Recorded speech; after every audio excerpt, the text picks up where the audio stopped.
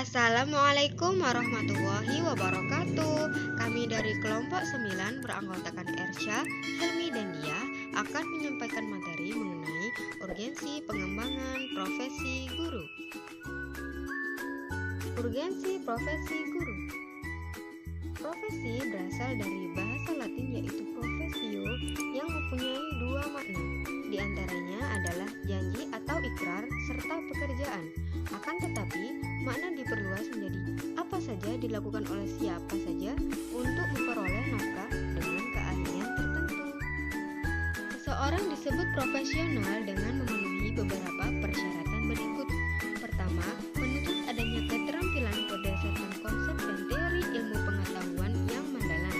Kemudian, menekankan pada suatu keahlian dalam bidang tertentu sesuai dengan bidang profesinya.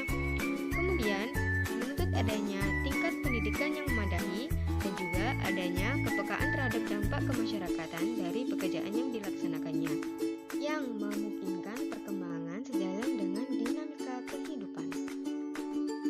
Beberapa cara untuk mengembangkan profesional guru ada pendidikan, pelatihan, pembinaan, serta meningkatkan motivasi kerja guru. Selanjutnya ada reorientasi pengembangan profesi guru. Pertama, ada pengembangan diri yang dapat dilakukan dengan cara latihan atau diklat, kegiatan kolektif guru, dan publikasi karya ilmiah atau dengan cara membaca karya ilmiah yang dapat mengembangkan profesional guru. Kemudian ada model pengembangan diri. Model pengembangan diri dapat dilakukan dengan pertama, individual guide staff development atau pengembangan guru yang dipadu secara individual. Kemudian ada observation atau assessment, yakni dengan observasi atau penilaian. Dan ketiga ada involvement in a development atau improvement process, yakni dengan keterlibatan dalam suatu proses pengembangan.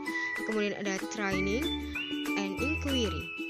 Yang ketiga ada strategi pengembangan profesionalisme guru. Pengembangan dapat dilakukan dengan program peningkatan kualifikasi pendidikan guru, bisa juga dengan program penyetaraan dan sertifikasi bagi guru yang belum lulus S1.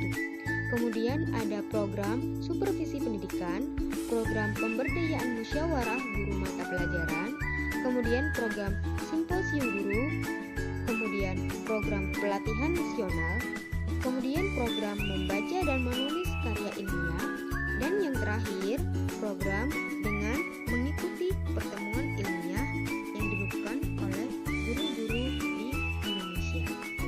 Selanjutnya, pengembangan instruksional. Perkembangan instruksional adalah keseluruhan kegiatan berkesinambungan yang meliputi perencanaan, pengembangan, dan evaluasi terhadap sistem instruksional yang sedang dikembangkan tersebut, sehingga mendapatkan sebuah desain instruksional yang efektif dan efisien.